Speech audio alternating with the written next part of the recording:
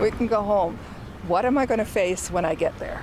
Relief mixed with a little fear for Yuta Dolman and her husband, among the hundreds who have been given the green light to return to their home of 30 years in Osoyoos after escaping with the little they could grab Saturday night. You always think when you get here what I should have brought and didn't. So we're grateful. This wind-driven fire shifting its course today, pushing the blaze back on itself instead of closer into town and allowing hundreds like the Dolmans to return home. That's a really positive message. This fire has been going for less than 48 hours. It feels like about 2 weeks, I'm sure, to everybody who's been working on it. But that's a pretty amazing feat to have cleared up a lot of what we saw on Saturday night from Osoyoos. This is what the fire looked like Saturday night when the evacuation order came in for more than 700 properties.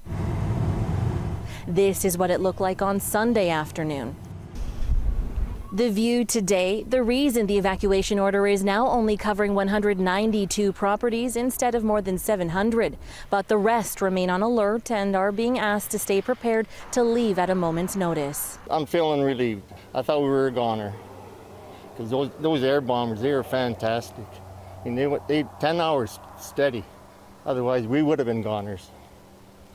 And if the wind would have caught up, that's it. The whole town, I think, would have, you know. But the fight continues, with resources still being focused on the eastern flank of the fire closest to the town. We're still looking at dry weather and a somewhat stable southwest flow of wind. Today we are seeing the smoke kind of go more so in that westerly southwest directions and resulting on this eastern flank. That fire is kind of burning back into itself, burning back up over the mountain into its own fuel type that it's already run through. But even if it's just for a little bit, Dolman says she just wants to go home. We're grateful and we're going home.